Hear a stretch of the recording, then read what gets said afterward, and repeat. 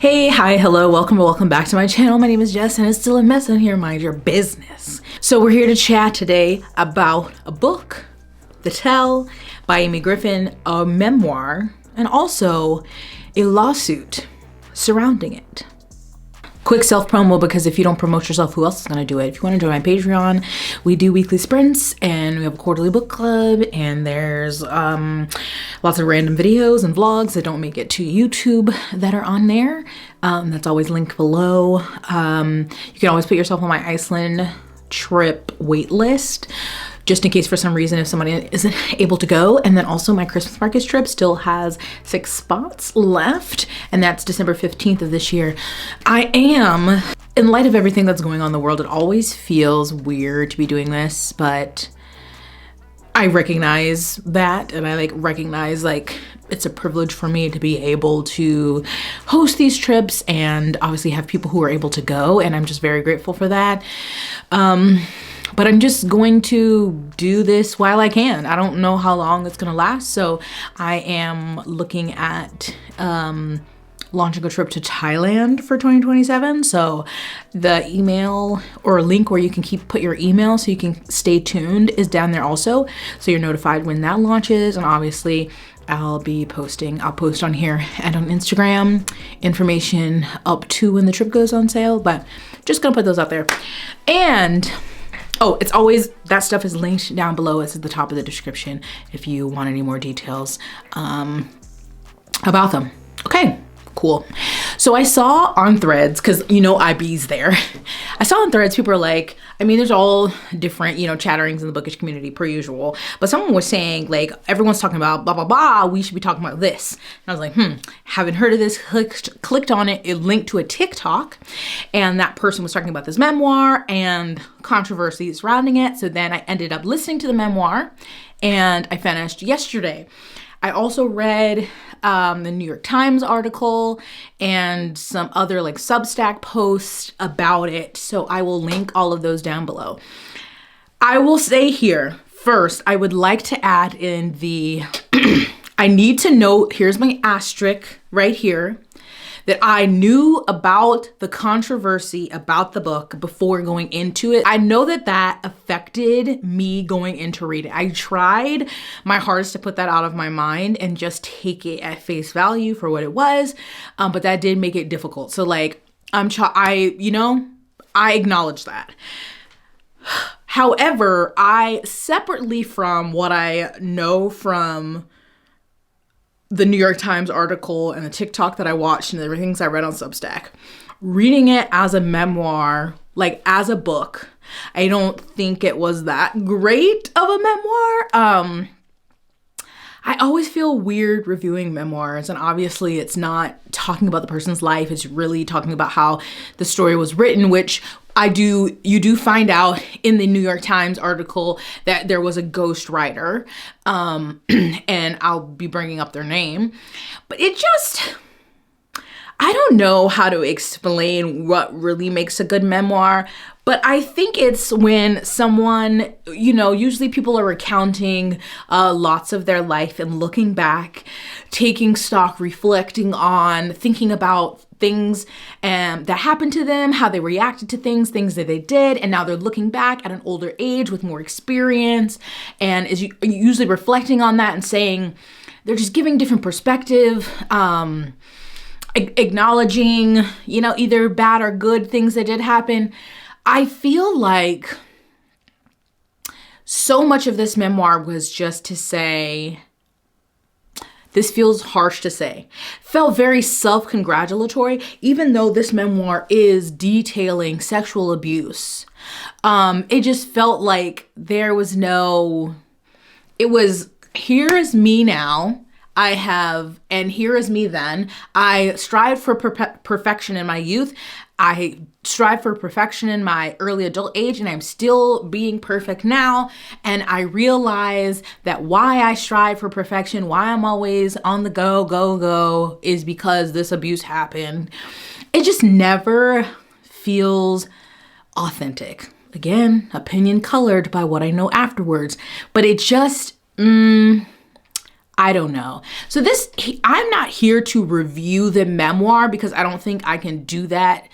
Obviously, all book reviews are subjective, but mine's like extra colored by the information that I know. But reading other people's reviews from when the book first came out, before there was any lawsuit or anything around it, a lot of people said similar things. Like it felt very like, I am amazing, have always been amazing, even though and because of this thing that happened to me, it didn't feel, I don't know another word besides authentic. So just a lot of people in the reviews, like 3 stars, like, this is very average. It's not a great memoir. I don't feel like I came away with anything.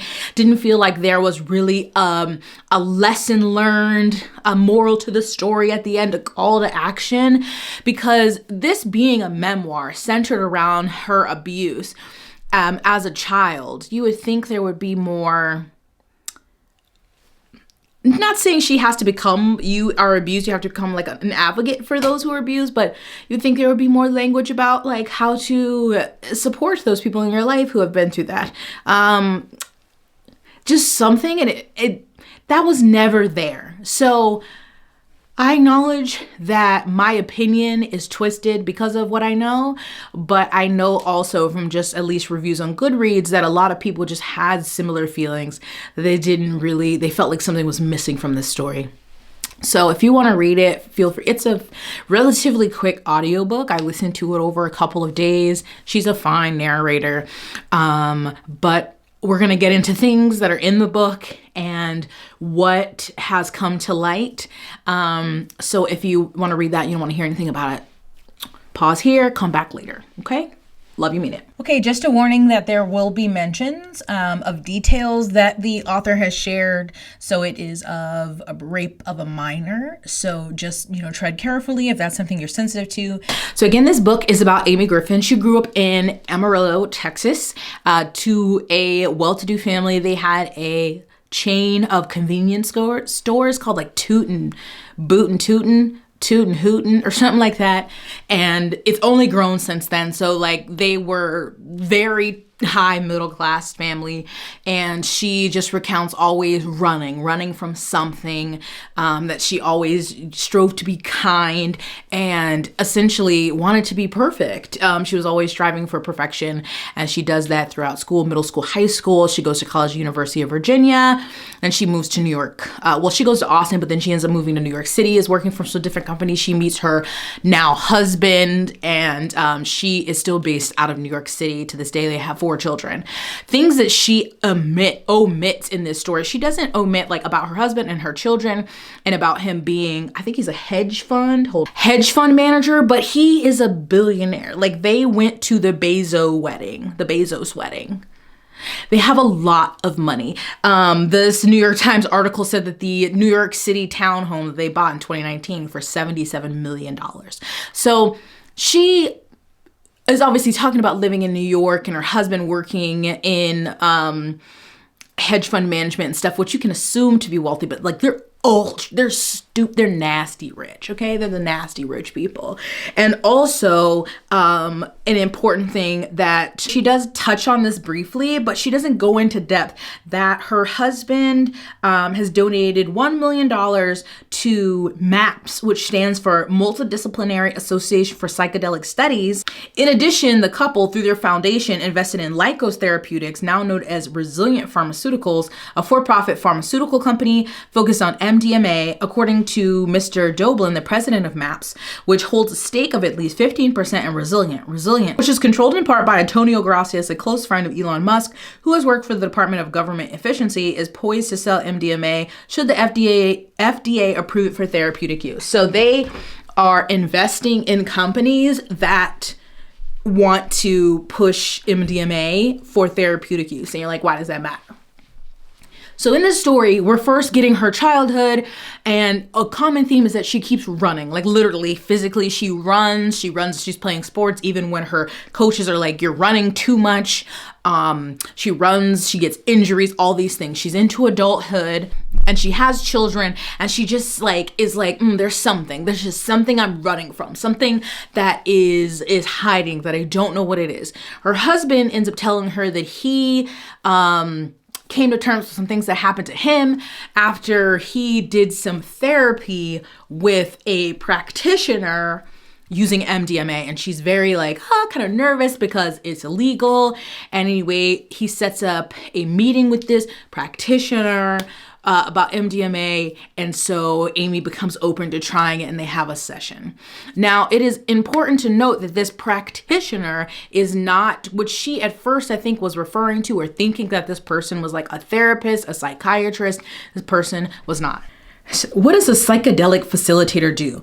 A psychedelic facilitator or a guide can be anything from a basic trip sitter who makes sure a person is safe while tripping to a therapist who prepares a person before a trip, guides them through it, and then helps them make sense of the trip afterwards. Perhaps working with a client through a months-long, multiple-session journey of self-discovery involving the uncovering of a lot of psychological material. The deeper and longer the work, the more it requires expertise, professionalism, ethics, and safeguards. In the book, John, Amy's husband, said he had been trying MDMA therapy with an underground guide, Olivia, and thinks Amy should meet them. So this is part of transcript directly from the book. Over dinner, Olivia fielded my questions. She had been in the psychedelic movement for decades, and she was gentle and knowledgeable as she explained her work to me. So how long have you been a therapist? I asked. Oh, I'm not a therapist. I'm a facilitator. What exactly does that mean? I asked. What are the credentials? She laughed. A lot of experience. Experience with what? Witnessing, she said, as people find answers within themselves. I'm just there to facilitate an experience for them. And the experience involves drugs? I call it medicine, Olivia said. I always start with MDMA. I'm not there to shape your experience, only to support you throughout. I won't interfere or prompt you in any way so you can turn inward and focus on your own wisdom. And after, I'm here to help you integrate what you've learned. But if these drugs are so helpful, why aren't they legal? Olivia smiled. Well, there's a complicated answer to that question that involves politics, racism, and the American obsession with morality. But long story short, Nixon and Reagan's war on drugs ended up criminalizing chemicals that had tremendous potential to heal and transform, even though psychiatrists were using MDMA experimentally in sessions in the 70s, long before it became popular in the street. Now, I'm not an expert on MDMA. I'm not a pharmacist, psychiatrist. I don't know anything about drug makeup. It's not the first time I'm hearing of this. Now, there are some studies about MDMA being used in a therapeutic setting, particularly for people who have experienced PTSD, but I think there's still a lot left to be studied. I believe that it is legal in Australia. I'll include screenshots and then I'll have links to the articles and studies that I looked up, but I'm not going to go through them because I'm not a scientist. I'm not here to break that down, but it's not legal in the United States right now. It still hasn't been studied extensively for therapeutic use, so there's that. But again, this isn't some kind of licensed professional. This is a person who just has, what did she say? Experience witnessing people take this drug. So anyway, she does it. Amy takes the MDMA and she's having this experience, and she basically recalls memories that were repressed from middle school, essentially from 12, and then there was a occurrence in high school, so 12 to 16, that she was sexually abused, raped by her middle school teacher in the book called Mr. Mason. So again, these memories she never had before. This came from this MDMA therapy session. And then she does, I think, eventually talk to an actual therapist. And that person is like, I have no reason to believe that these memories are false. And, trying to help her work through that. And she eventually decides that she wants to pursue like a criminal case and consults an attorney. But this is in New York, so then they need to get one in Texas, and like goes along this journey. So the TLDR of it is that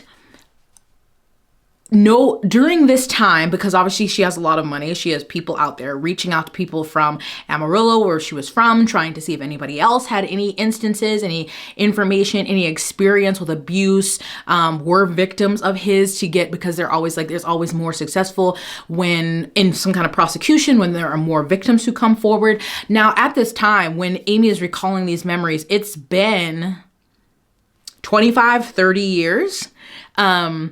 But she has really all of the resources to try, and so they get in touch with like a sheriff or a detective from Amarillo. She gets an attorney in Amarillo, and she has her attorney in New York.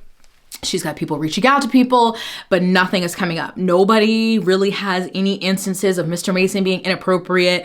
Maybe some random people are like, I thought it was kind of creepy, or like he stared at me kind of long, but there were no like actual instances of anyone coming forward and saying that they had experienced abuse at the hand of Mr. Mason. That does not make it not true, but they couldn't find anyone. And then the story just keeps going with her kind of on this journey to try to seek her what she frames as justice, and slowly telling her family. She doesn't tell her kids at first because she really wants, like, I guess she kind of wants this to be handled and then tell them. I can't remember the ages. She has 4 children. She tells 3 of them and not the youngest one. I know the older ones are maybe 14, 12, maybe 16, in that range age. And so she does eventually tell them, but again, no one comes forward. Then you find out that the statute of limitations has passed, although it did change in Texas, where they either got rid of the statute of limitations or they extended it. But when her case happened, or like when she reported it, something about hers wouldn't be grandfathered in. So they couldn't pursue a criminal case. They could only pursue a civil case. Her attorney was like, you have a lot of money compared to the teacher, so he could countersue you, and this could just be a really long thing. So she ends up not doing that, and that really kind of is the end of it. Besides her finally reaching out to one fellow person who she went to school with and like meeting up with her in Amarillo and telling her story and being like, I just was wondering if you were abused because I feel like I saw you with Mr. Mason all the time. And I remember like his hand on your shoulder, and the girl's like, nope, nothing for me. She does say that she was having a rough childhood. Her family was really poor. Like she had a bad home life, but that there was no abuse from Mr. Mason. Again, that does not mean it didn't happen. It's just she didn't tell her that. Later, Amy gets a postcard in the mail that allegedly has writing on it that says like, I was too afraid to tell you. But it's not marked or it's not signed by anyone, but the postmark is New York. And she says that it is, what does she reference? Oh, okay. So the postcard that she receives says that I didn't have it in me to tell you the truth. So she texts Claudia, that's the classmate that she had gone to coffee with, to be like trying to prompt her, like, I'm here to listen. I'm always here if you need to talk about anything. And Claudia's like, I don't know what you're talking about. And she finds like the postcard. And she's like, I don't know what you mean. I didn't send that postcard. But she's convinced that it's Claudia. So her attorney, I believe, Amy's attorney, agreed to show the New York Times the postcard described in the book. The black and white photo taken in 1964 by Gary Winogrand depicts children playing on a fence in the Bronx, an image incongruent with the message on the other side. One detail of the message that is written on the card in traditional cursive does not match the one Miss Griffin described in her memoir.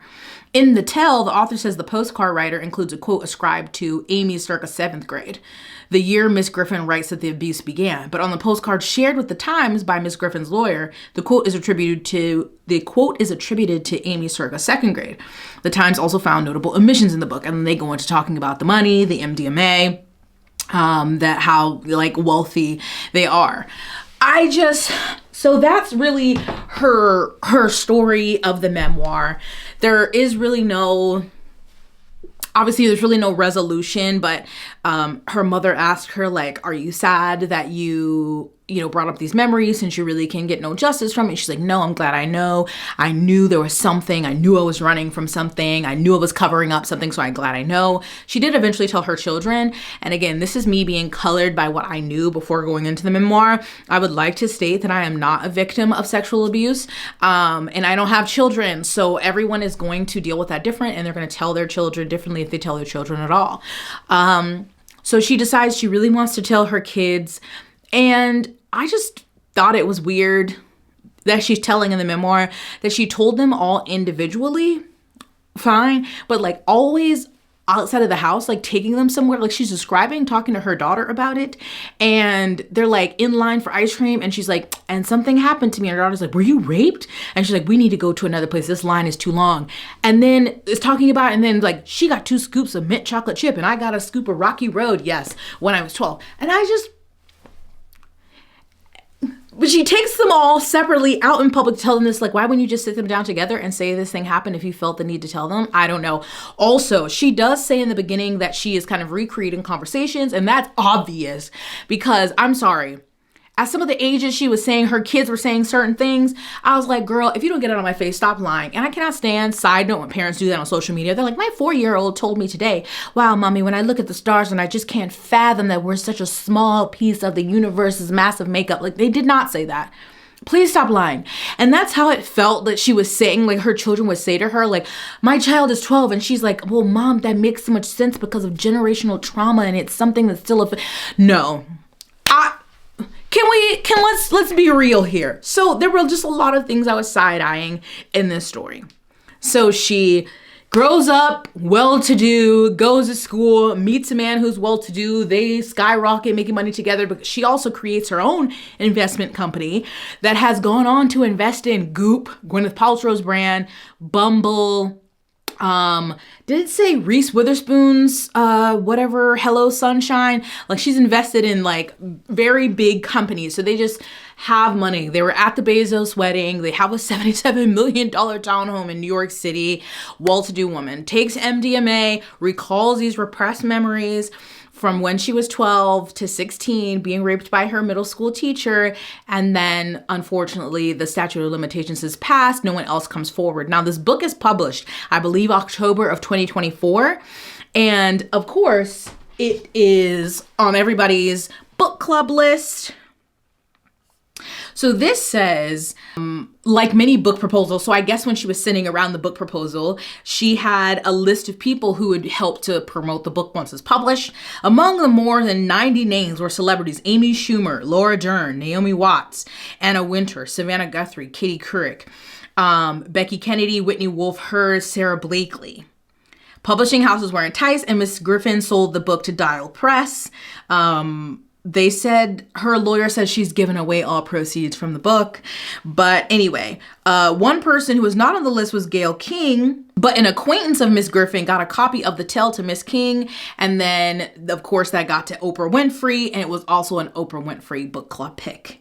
So it's got all of these big names who are on the list for promotion.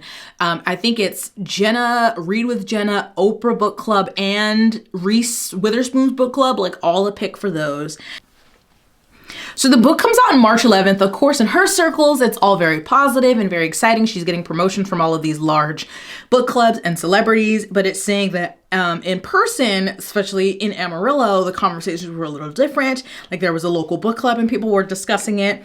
Someone said, if he brutalized her in those ways, did she not have bruises? Did she not have hair missing? Then the group began to grapple with the fact that no one has publicly accused Ms. Griffin's teacher of sexual assault. And there's other quotes from other people who were like, I want to believe her, but like some of this doesn't feel like it makes sense.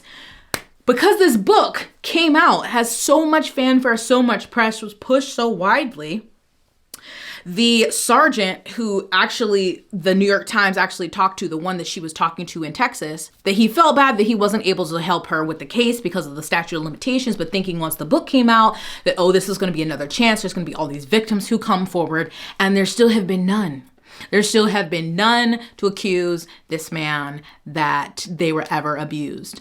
And so again, that is not to say that didn't happen, but it's just usually in these circumstances when someone is preying on a child and to such abuse that she alleges, because she said that she writes that the teacher tied her hands behind her back with a bandana and described his penis in my mouth and his pubic hair on my face. She says he beat her, dragged her on the bathroom floor, washed her mouth out with soap. On the night of the 8th grade dance, Ms. Griffin says he assaulted her in the classroom. If you tell anyone, she says he told her at one point, I'll rip your teeth out. And not to say that parents notice everything, but no teachers, her parents, no one ever, or at least she says that no one ever notices any bruising, hair missing, anything of that sort. So why is there a lawsuit, Jessica? This sounds like you're just choosing not to believe a woman because she is rich and white. That is not it. So As questions were kind of swarming around this, again, this person, even though she changed the name, there was enough, like Amarillo, I think it says now is a town of 200,000 people. When she was growing up in the 80s and the 90s, there were less people, I think, and there was enough in the book that people knew who this teacher was. So people like see him around. He's now retired. So people knew who it was, and still no one came forward with anything to... Not saying that no one did witness her abuse, but also no one else like people would expect in this situation when something like this goes so public. Now, there's another classmate. So the Times also interviewed some of Amy's classmates using a middle school yearbook. That just made me laugh. So the Times interviewed many of classmates, Miss Griffin, including one who said she had experienced sexual abuse during middle school by a different teacher from the one Miss Griffin writes about. That man left the Amarillo school district decades ago. The classmate who grew up in a group home for foster children in Amarillo has clear memories that dovetail with central anecdotes in the tell. When contacted by a reporter, the woman wrote back that she remembered Miss Griffin but was unfamiliar with the book. After she was mailed a copy of the memoir and read it, she said she was deeply unnerved. Some of the descriptions in the tale of Miss Griffin being assaulted are eerily similar to the abuse she herself endured, she said. She has since retained a lawyer. The classmate agreed to speak to the Times on the condition of anonymity because she never had sought to make her private life public. She said that she had been haunted by the abuse for decades and had confided in a few people close to her, including a daughter. Now an adult, the daughter had told the Times the mother described the adults to her a dozen years ago. The mother described the assaults to her a dozen years ago. And then it goes on to say how their lives are markedly different. Like Miss Griffin traveled to Venice for Jeff Bezos' wedding, and this classmate works for $21 an hour as an aide to Alzheimer's patient. But in middle school, Miss Griffin and the classmate were not friends. Their lives intersected at school and at church. The classmate was described a childhood of profound abuse and transience. Said that she strove for acceptance by popular girls. Miss Griffin, their leader, treated her with distant benevolence. The classmate told the Times that she borrowed a dress from Miss Griffin for a cotillion, but was ultimately unable to attend. Instead, she wore the borrowed dress to the school's 8th grade dance. At this very dance, Miss Griffin writes in the book, she herself was raped while wearing a borrowed dress. So Amy said that she was raped at the 8th grade dance wearing a borrowed dress. Although before in the story, she said she had given a dress to somebody who was Claudia, somebody different, but whatever, you could borrow a dress. I don't know why she would borrow a dress though when her family had enough money for her to lend out a dress to give to another student, but that's what she said. But this person who's remaining anonymous, who is the Jane Doe, says that she borrowed a dress from Amy and she was raped at this dance. Said in interviews, the classmate recounted a detailed story about her own experience at the dance. She said she left the dance floor with her abuser, a teacher who was not Mr. Mason, and went to a supply closet under the guise of looking for decorations. There, the teacher assaulted her and in the process soiled the dress she had borrowed from Miss Griffin. The classmate recalled the shame she felt when she and the teacher rejoined the crowd, her hair disheveled, and what she described as the smell of sex clinging to her. She felt certain at time that other students knew why she and the teacher left and returned together, but she said it was never explicitly discussed. The classmate also said she recalled returning the dress at a church youth gathering at Miss Griffin's house where she apologized profusely for the stain on the dress. Miss Griffin's lawyer said her family never hosted a church group at their house. So Mr. Clare, Amy Griffin's lawyer, said the classmate interviewed by the Times was not the character referred to as Claudia in the book, and he added the Times had been duped by Fabulous and threatened to sue, pointing to discrepancies between what Ms. Griffin wrote and the classmate told the Times. So they said that among the discrepancies, the classmate told the Times she had reconnected once in person with Miss Griffin in recent years, and Miss Griffin's lawyer says she disputed this. Mr. Clare also questioned the woman's truthfulness in claiming there were similarities between her story and the account described by Miss Griffin in the book. Anyone who read the book could claim falsely to have memories of abuse that align with what Miss Griffin wrote. Merely telling a story of abuse is not proof of corroboration. Let's see. Okay, so that is totally fair that she received a copy of the book, read it, and then recounted her story to someone. Again, these things are hard to prove, especially when it is decades after it happened. And then the New York Times talks about book publishers are not investigators, that most of the time for a memoir, they are not fact-checking, sending private investigators after someone to make sure everything they include in their story is true, because they're just assuming for the story to be true. I do think, though, that Penguin Random House, who is the publisher of this book, is named in the lawsuit. So then what are the charges? Like, what is the lawsuit alleging? So the case is Jane Doe versus Amy Griffin et al. Includes the ghostwriter, Sam Lansky, the publisher, Dial Press, and imprint of Penguin Random House. And so it's the classmate of the plaintiff, so the classmate I was just talking about, under the name Jane Doe. And the defendants are Amy Griffin, Sam Lansky, and Penguin Random House. So the charges are invasion of privacy / intrusion, publication of private facts, false light, intentional infliction of emotional distress, negligent infliction of emotional distress, unfair competition, and negligence. So in this Substack, they go through all of the charges, saying like invasion of privacy, intrusion, this falls to Griffin and probably extends to Lansky, because it also is alleged that the ghostwriter, hold on, let me go up here. This also said, the former classmate, we've now only learned, found out about the tale after the Times reporters came knocking on her door investigating for that September expose. That's the one I was just reading from. So this Substack is written after that. Once she read the book, according to a story in the Daily Beast, she recognized herself and her story in the book's pages. This classmate also alleges that a man posing as a talent agent or producer got in touch with her before the tale was published under the pretense of turning her life into a movie. The lawsuit she filed under the name Jane Doe this week in Los Angeles states, upon information and belief, we believe Dominique Price was acting as an agent of defendant Griffin and or defendant Lansky by falsely representing himself as a talent agent and producer in order to solicit plaintiff's private information and memories for unauthorized use in the tell. According to the suit, the conversations under those false pretenses went on for several weeks. This is next level sick behavior if it turns out to be true. Defendant Lansky is Sam Lansky, Amy Griffin's high profile ghostwriter who was one of Britney Spears' ghostwriters. It seems to me that whatever happened with Dominique Price must implicate Lansky somehow, because as the ghostwriter, he had to have known that something wasn't coming together right. In other words, he was either complicit or negligent.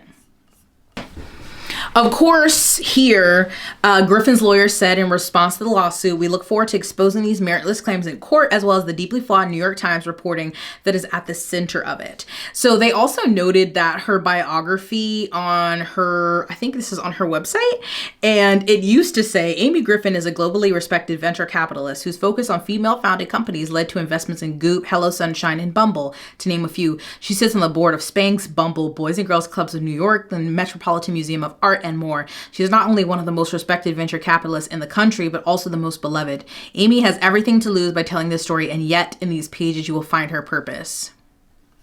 And now it's been updated to say Amy Griffin lives in New York City with her husband John and their 4 children. She is the founder of the investment firm G9 Ventures. In 2025, she was named one of Time's 100 most influential people. So this is one I want to keep up with because I am just really intrigued to see what happens with this. Was this a ploy, a long marketing strategy to market MDMA as a revolutionary drug that can help you deal with repressed trauma and memories, and drive people to seek that out as a pharmaceutical once it becomes legalized? And who knows, because you might say, Jessica, that's not going to become legalized, but who knows, because the government is run by people, so because they're investing quite a bit of money into these companies who want to, have MDMA as just like a go-to product. I don't know. Her story could be 100% true.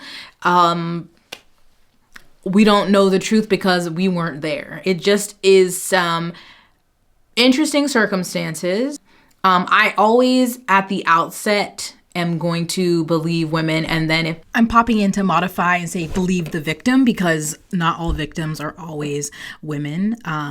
That just tends to be who comes forward and who we see. But just to correct myself, that I always want to believe the victim. For some reason, there's overwhelming evidence to prove that she is being false, then that's terrible. But most women are not, because most of the time they have nothing to gain. They have everything to lose in these situations. And not saying that there's not still shame in telling your story, even if you are very wealthy and have a lot of connections. That would be a really hard thing still to deal with, to think about, to look at your children and worry about them being taken advantage of by people around them, what she does talk about in the story. And again, just to have like that shame or what did I do wrong question lingering, like no matter what kind of money and access you have, those emotions are still very real. But this is very interesting. So would I recommend the memoir? Honestly, no. I don't think you would gain anything from it. There's nothing truly like remarkable about it, but you know, I listened to it from my library, so there's that. But I will be keeping an eye on this case to see what happens. Especially just like with the charges. Yeah, I'm very interested to see what happens, but it's just so wild. Why do rich people always like to do that? Like, please, like, not like she cosplayed as poor, but like, why don't you just come out and say all of these things? Like, yeah, Gwyneth Paltrow is gonna say this is an amazing book and you fucking invested in Goop. Come on, be honest. So if you've read this, let me know your thoughts. Again, I'll link those like articles down below so you can read them and tell me what you think. Keep it cute, keep it respectful. That's all from me. Stay blessed, hydrated, moisturize, and sunscreen. I'll see you in my next one. Bye.